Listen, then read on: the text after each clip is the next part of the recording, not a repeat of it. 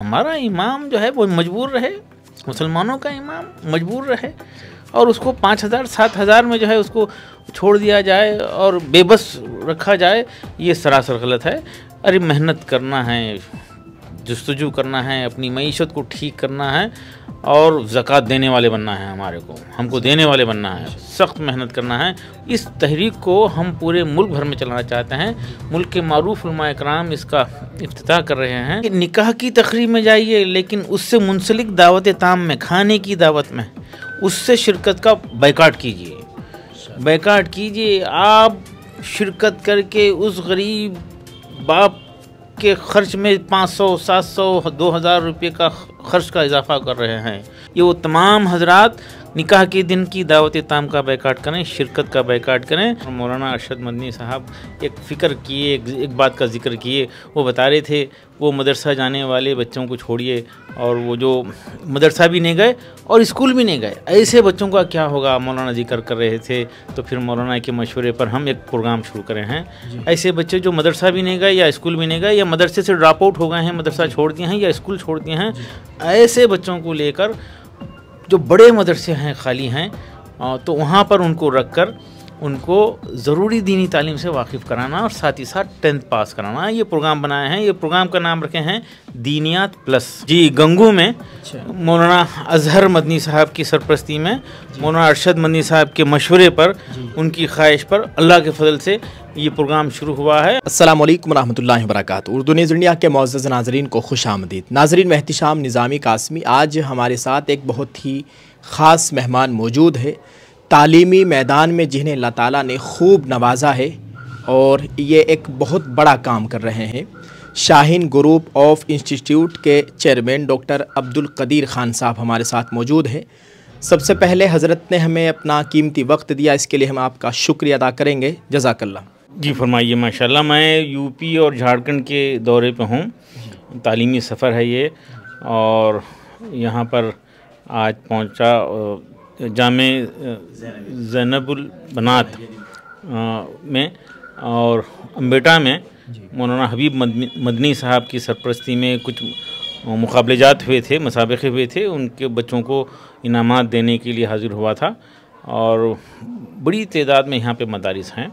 वैसे मैं 15 साल से यूपी बिहार वगैरह में मदारिस के हवाले से घूमता हूँ और दीनी तालीम के साथ तशरीई तालीम की शमूलियत पे काम कर रहा हूँ। अल्लाह का फ़ज़ल है, आज लोग इस अहमियत को महसूस कर रहे हैं और मेरा मानना है कि जब तक एक छत के नीचे दीनी तालीम और तशरीई तालीम दोनों हुआ करती थी, वो दौर इंसानी तारीख़ का सुनहरी दौर हुआ करता था। हम उसको अलग करके यकीनन नुकसान में आए हैं। फिर से जो है एक हसीन इम्तिजाज हो जाए, इसके लिए हम कोशिश कर रहे हैं। साथ ही साथ मसाजिद को मरकज़ बना के खैर के काम करना, हमारे तमाम खैर के काम मसाजिद के ज़रिए हो। हमारे मसाजिद हकीकी मानों में मुसलमानों के मराकिज़ हों, उसके लिए कोशिश कर रहे हैं। और ख़ुसूसन तालीम के हवाले से मसाजिद सिर्फ़ इबादत के मराकिज़ नहीं बल्कि तालीम और तरबियत की, दावत की और कार खैर के मराकिज़ हो जाएँ, उसके लिए ख़ुसूसी प्रोग्राम हम शुरू किए हैं मस्जिद स्टडी सेंटर के नाम से। इंडिया भर के वो मसाजिद जहाँ पर 2-3 फ्लोर हैं और ऊपर का फ्लोर ज़ाहिर है जुमा के दिन आधा घंटा 1 घंटा ज़्यादा से ज़्यादा इस्तेमाल में आता है और वो खाली रह जाता है। तो हम एक ऐसा फर्नीचर बनाए हैं माशाल्लाह, जिसको फोल्ड करके वहाँ से हटाया जा सकता है। फोल्डेबल और मूवेबल फर्नीचर है। हम ये चाहते हैं कि ऊपर के फ्लोर पे ये फर्नीचर रखा जाए और इलाके के, कॉलोनी के, महल्ले के बच्चों को वहाँ पर सेल्फ स्टडी के लिए बुलाया जाए। वो अपनी किताबों के साथ आएंगे, वहाँ पे बैठ के स्टडी करेंगे, मस्जिद के माहौल से जुड़ेंगे, मस्जिद से जुड़ेंगे और अज़ान हो जाए तो नीचे जाके नमाज भी पढ़ लेंगे और फिर जुमा के दिन उसको फोल्ड करके उस फर्नीचर को हटाया जा सकता है और इस तरह से ये मसाजिद का जो हिस्सा है वो सही इस्तेमाल होगा और नस्ल मस्जिदों से जुड़ेगी। इस तहरीक को हम पूरे मुल्क भर में चलाना चाहते हैं।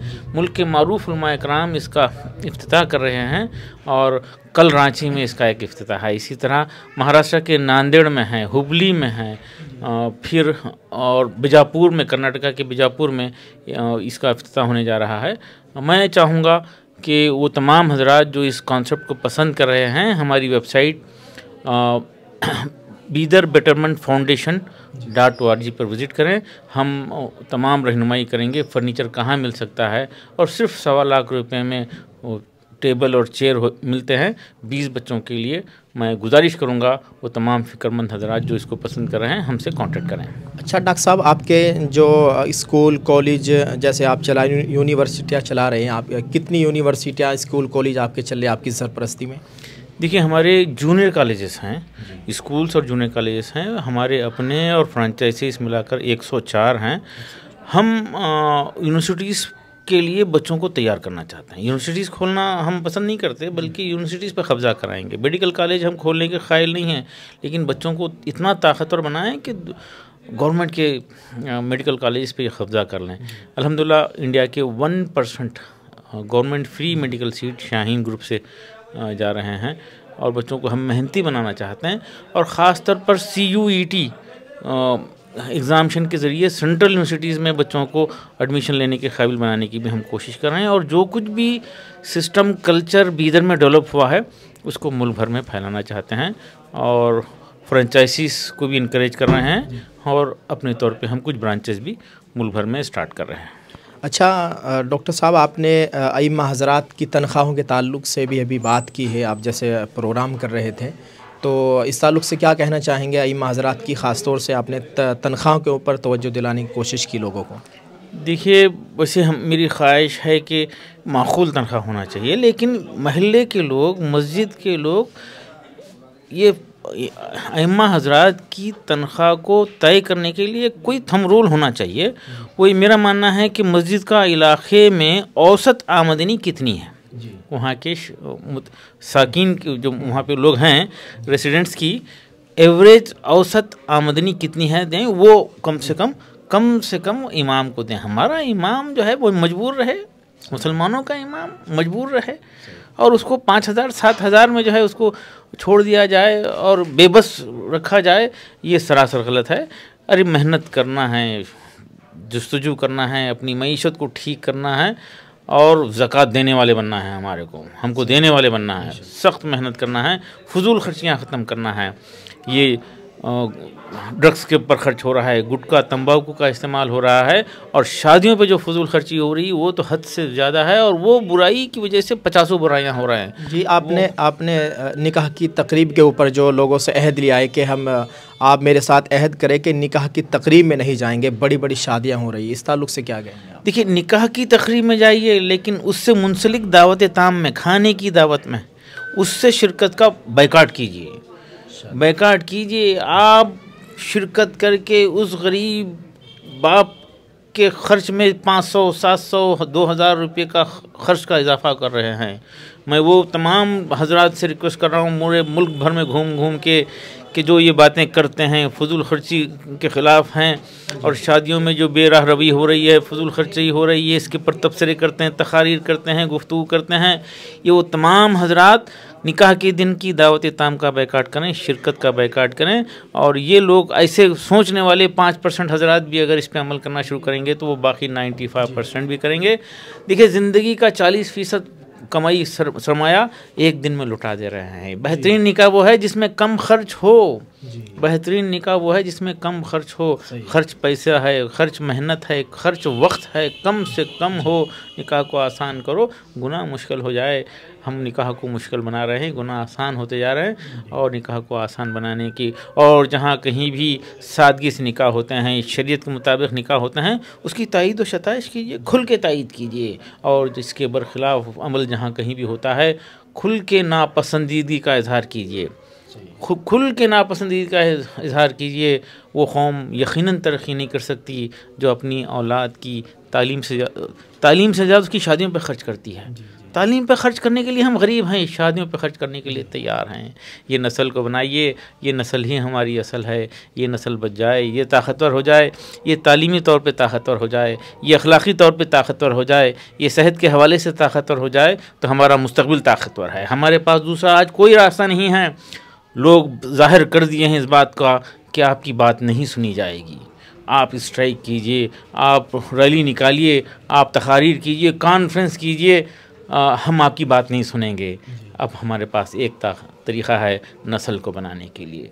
10 साल, 20 साल, 50 साल वक्त लगेगा, और कौमों की ज़िंदगी में वक्त से मुराद 25 साल 50 साल को ही वक्त बोलते हैं। हम फ्यूचर को बनाएंगे, हम हमारी नस्ल को ताकतवर बनाकर मुल्क को, कौम को कंट्रीब्यूट करने वाला, दुनिया को देने वाला बनाएंगे और नस्ल को बनाएंगे इंशाल्लाह। अच्छा डॉक्टर साहब, एक आखिरी बात यह कि आपको कुछ बड़े लोगों की, जो मुसलमानों के बड़े कायदे, उनकी सरपरस्ती भी हासिल है। जैसे आपके आप बहुत बड़ा काम करें, आपने अभी जमीयत उलमा के सदर मौलाना अरशद मनी साहब का नाम लिया है, तो इस ताल्लुक़ से क्या कहेंगे? आपको सरपरस्ती भी हासिल है बड़े लोगों की?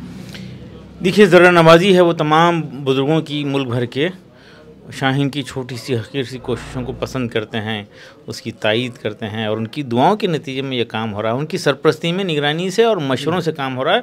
और मौलाना अरशद मदनी साहब एक फ़िक्र किए, एक बात का जिक्र किए। वो बता रहे थे, वो मदरसा जाने वाले बच्चों को छोड़िए, और वो जो मदरसा भी नहीं गए और स्कूल भी नहीं गए, ऐसे बच्चों का क्या होगा, मौलाना जिक्र कर रहे थे। तो फिर मौलाना के मशवरे पर हम एक प्रोग्राम शुरू करे हैं। ऐसे बच्चे जो मदरसा भी नहीं गए या स्कूल भी नहीं गए, या मदरसे से ड्रॉप आउट हो गए हैं, मदरसा छोड़ दिए हैं या स्कूल छोड़ दिए हैं, ऐसे बच्चों को लेकर जो बड़े मदरसे हैं, खाली हैं, तो वहाँ पर उनको रख कर उनको ज़रूरी दीनी तालीम से वाकिफ़ कराना, और साथ ही साथ 10th पास कराना। ये प्रोग्राम बनाए हैं। ये प्रोग्राम का नाम रखे हैं दीनियात प्लस। देखिए, ये बच्चा कुछ नहीं जानता, दीनियात से नहीं जानता, ज़रूरी दीनी तालीम से वाकिफ़ नहीं है, तो उसको ज़रूरी दीनी तालीम से वाकिफ़ करना फ़र्ज़ आइन है। ये कोर्स है, दीनी कोर्स है, मदरसे में होना चाहिए। माशाअल्लाह हिफ्ज़ के बड़े बड़े शोबे हैं, होना चाहिए। अच्छे हुफ़ाज़ की ज़रूरत है, आलिम बन रहे हैं बच्चे बड़ी तादाद में, अच्छे उलमा की ज़रूरत है। लेकिन आलिम बनाना फ़र्ज़ किफ़ाया है और हाफ़िज़ बनाना फ़र्ज़ किफ़ाया है।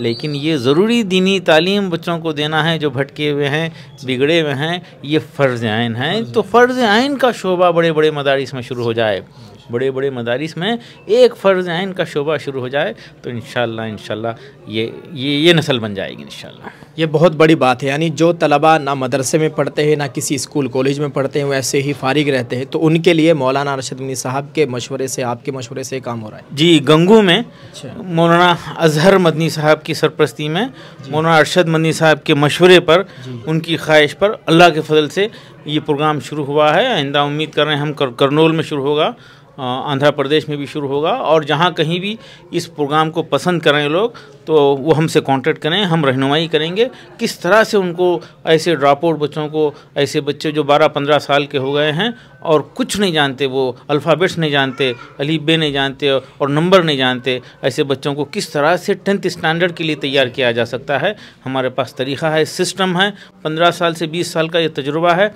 हम इसकी सारी रहनुमाई करेंगे। हम चाहेंगे कि बड़े मदरसे जो खाली हैं किसी वजह से, वहाँ पर एक छोटा सा शोबा, ये दीनियात प्लस का एक छोटा सा डिपार्टमेंट, एक छोटा सा शोबा शुरू किया जाए। और जहाँ कहीं भी ऐसे बच्चे हैं, किसी को भी मिल रहे हैं, तो वो हमसे कांटेक्ट करें, यहाँ पे इलाके में कांटेक्ट करें, गंगू में मौलाना अजहर मदनी साहब से कांटेक्ट करें। वहाँ पर ऐसे बच्चों को रख कर 1 साल 2 साल बहुत कम फीस से या मुकम्मल फ्री रहने खाने के साथ इंतज़ाम हो रहा है, और ये बच्चों को हम काबिल बनाना चाहते हैं। जो बोझ बन सकते हैं माशरे पे, समाज पे बोझ बन सकते हैं, उनको जो है एसेट बनाना चाह रहे हैं, उनको सरमाया बनाना चाह रहे हैं।